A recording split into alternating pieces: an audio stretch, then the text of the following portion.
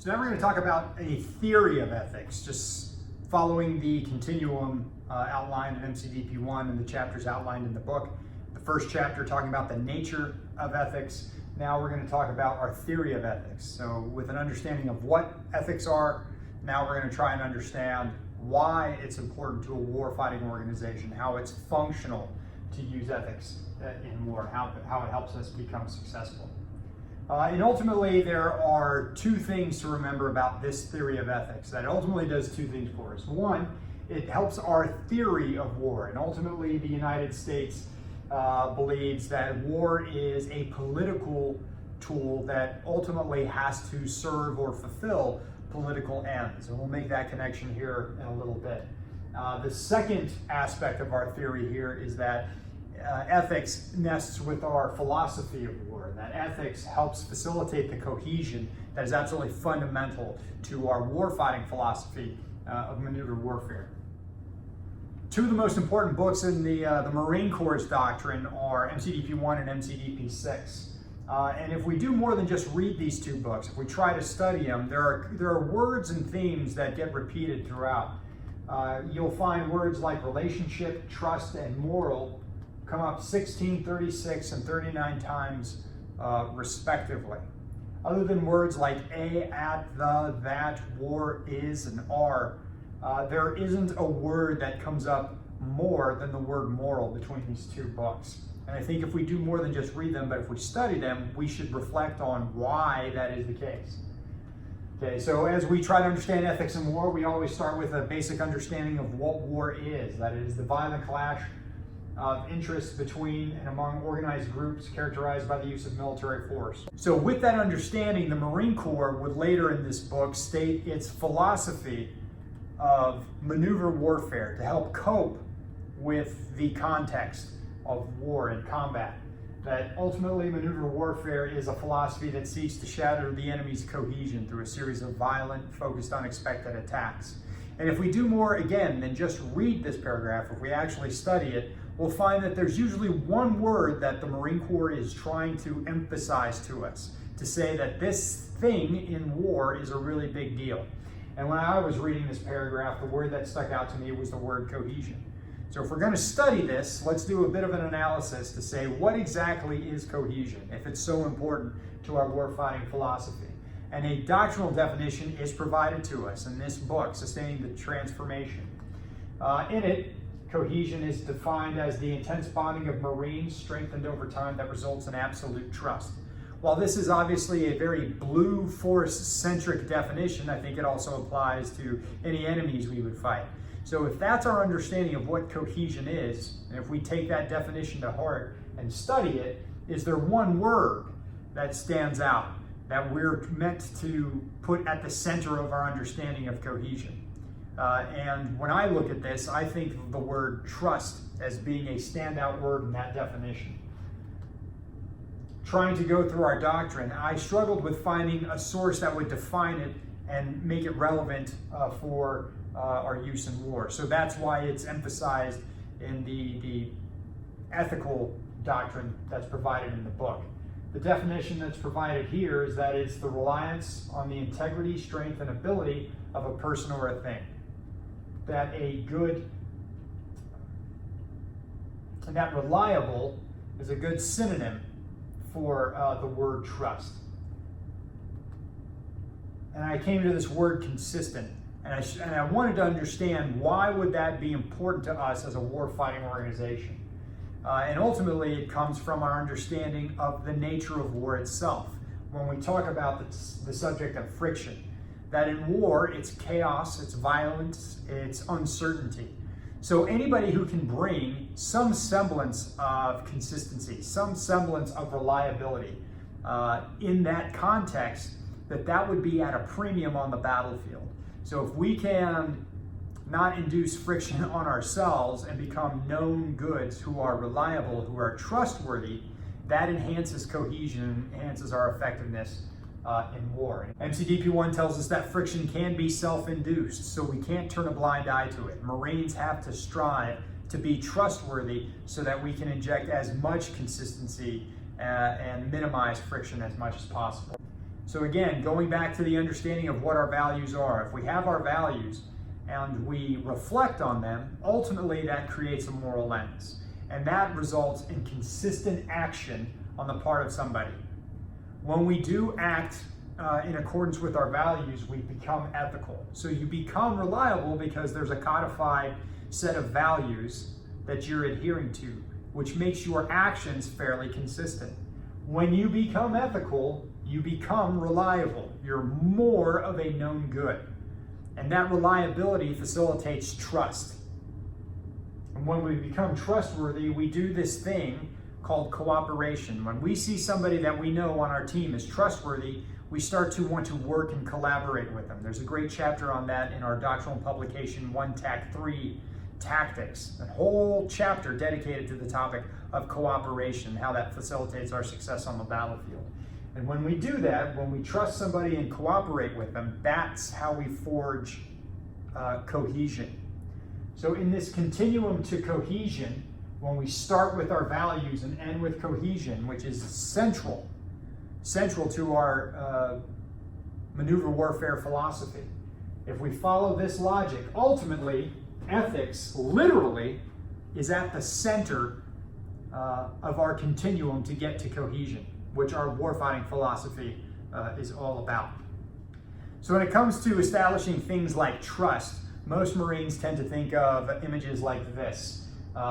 Here we see a Marine executing a trust fall exercise, something we all have done throughout the course of our careers. But where we need to start seeing training is in images. But where we need to start seeing trust is in images like this. Here we see Marines conducting riot control training. What they would do if an armed mob of civilians was approaching them and demonstrating some hostile intent. Here we see Marines taking up position.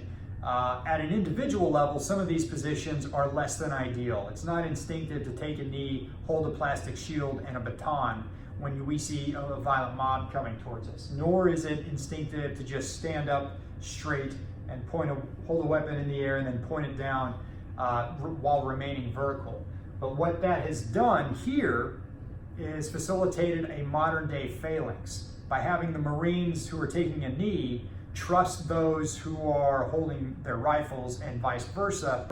So what we are ultimately seeing here is a sense of cohesion from the Marines holding the shields and the Marines holding their rifles that's facilitating a combat capability that can push back on an enemy force that would do us harm. Here we see trust facilitating another capability for the Marine Corps. Here we see Marines doing free fall jumps out the back of an Osprey, and there's a tremendous amount of trust in this image. Looking at the Marines, they're trusting their training, the equipment that they were issued. They're trusting the pilot to be competent enough to fly at the right altitude, at the right speed, over the right location. The pilot is trusting the aviation maintainers, the command and control folks who are giving guidance on where to go and what to do. Ultimately, this is resulting in a combat capability that helps us outcycle our adversaries. So if we ultimately look at our doctrine and read books like Warfighting, Command and Control, and Tactics, most people would think that this would focus primarily on combat power, very aggressive words and terminology.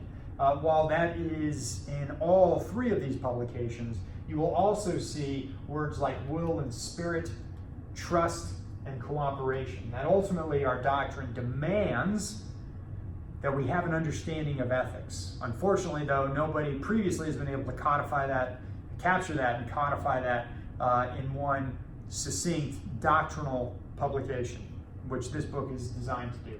So now we're going to talk about the subject of ethical leadership and ethical followership, which is a critical component of command and control, both in garrison and in combat, and also facilitating a healthy command climate.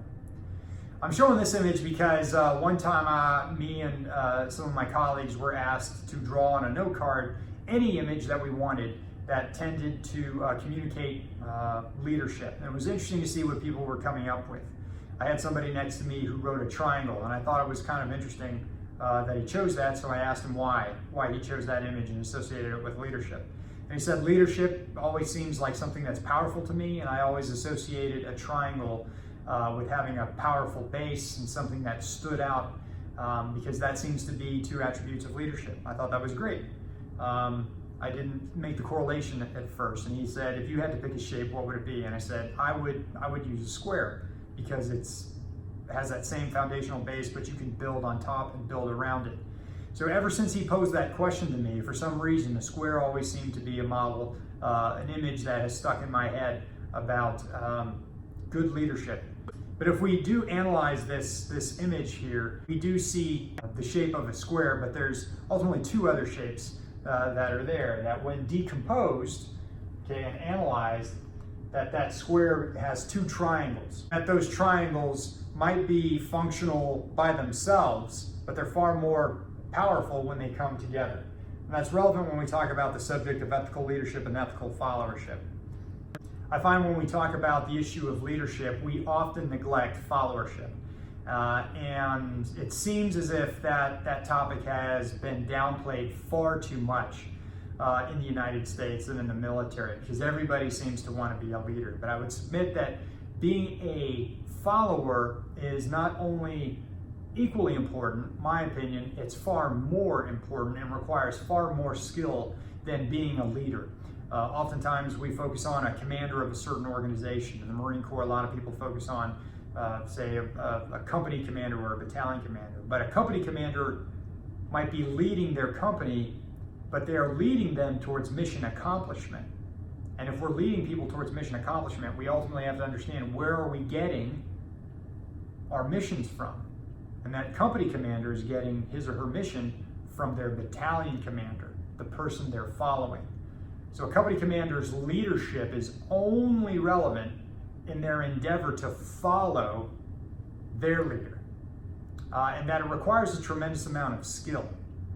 And we do a great job, it seems to me, in the military of emphasizing the things that people need to know in order to be good leaders. Some folks are better than others, but we do spend a lot of time arming people with the tools they need to be successful leaders in the military. And one of those are the values of a leader. The inherent, again, going back to the definition of what a value is, a trait, quality, or principle deemed important to an individual or an organization. So in the Marine Corps, we came up with an acronym, JJ did tie buckle, to present the types of traits we think leaders need to have for the force. So those are the values of a leader. And if you put it in that context, you start to develop a moral lens. And if you're in a position of leadership, you will let that moral lens guide your actions, which will be the application of these values. So when talking to subordinates, a leader will use tact. A leader has to have integrity so that they don't diminish trust with their subordinates, that they have to have good bearing, and they also have to have knowledge to inspire confidence in other people's ability to follow them. So that is the application of these values through the lens of a leader. But if we talk about the value of followership, which is absolutely important, skilled followership, skilled subordination, I was struggling with what the values of a follower were. And so I put it to a bunch of my colleagues when I was teaching at the Marine Corps Expeditionary Warfare School and asked, what are the traits of a good follower, a talented follower? And a good friend of mine, Major Ben Wagner, at the time, came into my office and said, it is JJ did tie buckle. It's all the same. Those are the leadership traits. Those are also the followership traits. And ultimately, when applied through the lens of followership, those same values are still applied when in a position of subordination. So just as we have tact being necessary for a leader to communicate clearly to their subordinate, a subordinate has to be tactful with their senior leadership. A subordinate has to have integrity and not lie to maintain the trust with their seniors. They also need to demonstrate unselfishness, have good bearing to inspire confidence that they can get the job done, which facilitates decentralized command and control. They also need to demonstrate loyalty and have a good foundational knowledge so that they can earn the trust of their seniors to do the job with minimal to no supervision.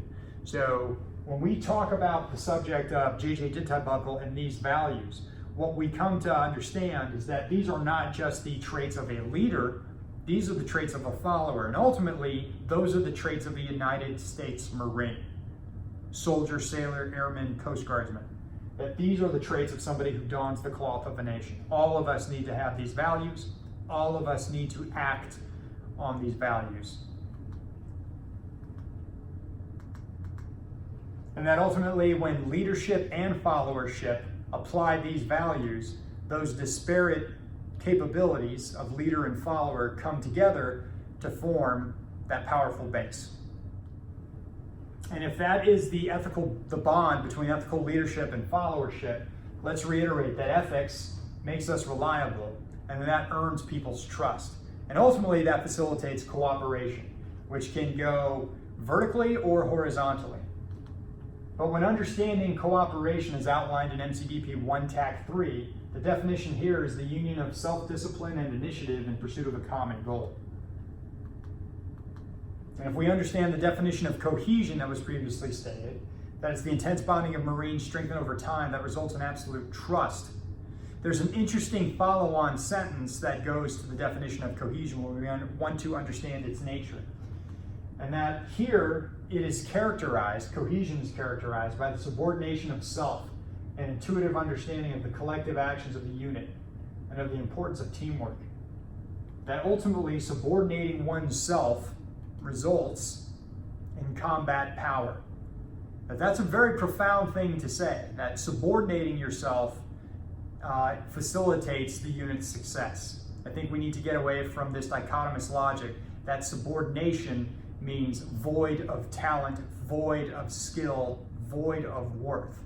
That followership, subordination, requires a tremendous amount of self-mastery, knowledge, discipline, and talent. That if we are going to be successful in war, we need to be more than just ethical leaders, we need to be ethical followers as well.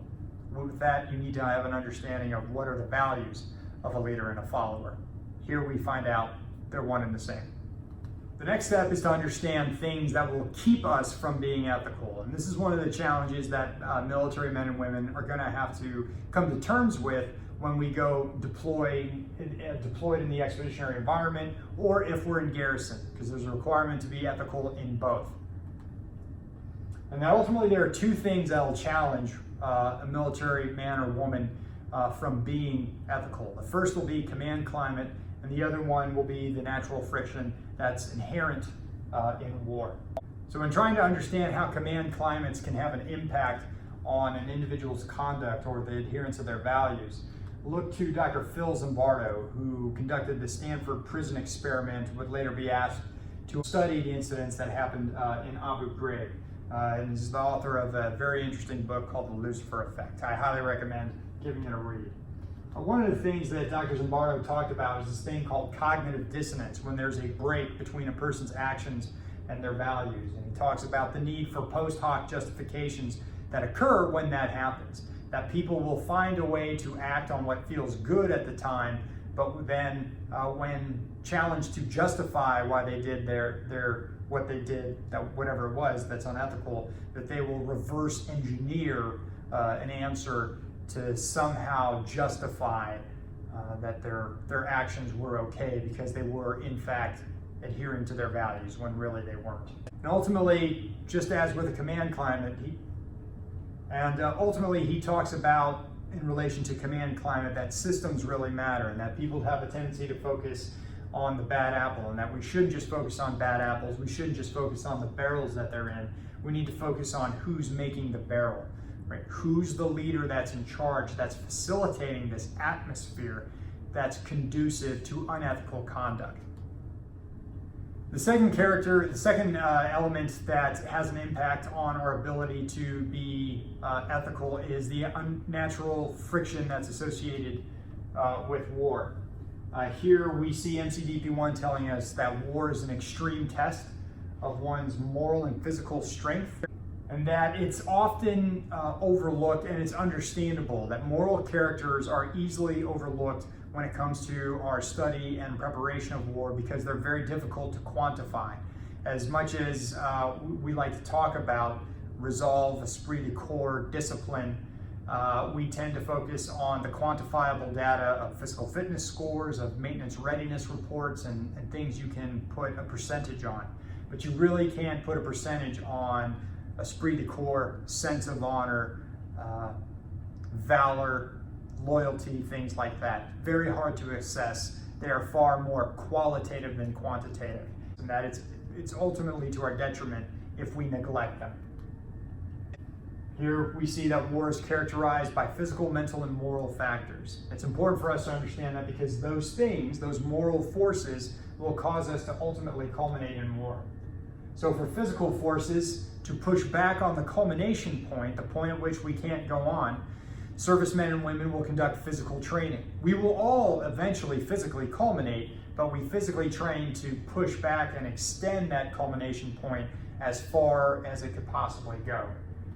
When it comes to mental forces in war, we often spend months, if not years, studying, analyzing, develop a good knowledge base so that we always have scenarios in our mind that we can fall back on to expedite and accelerate our decision-making cycles so that we can still be effective. We always can fall back on another case study. We can always fall back on another concept that we learned previously before going to war. But when it comes to moral forces, what's the specific training? What's the specific education and development that we give our young men and women so that they don't culminate morally? And ultimately, we need to understand that war will cause us to culminate morally. That the natural friction, the desire for comfort, the deprivation of sleep, food, and safety will cause us to long for an environment where those things will go away. And it's very easy for people to lose sight of who they are and what they do. It's very easy for people to lose sight of what their values are. Here we see an image of U.S. service members when they were captured by the Japanese during World War II and held in Japanese POW camps.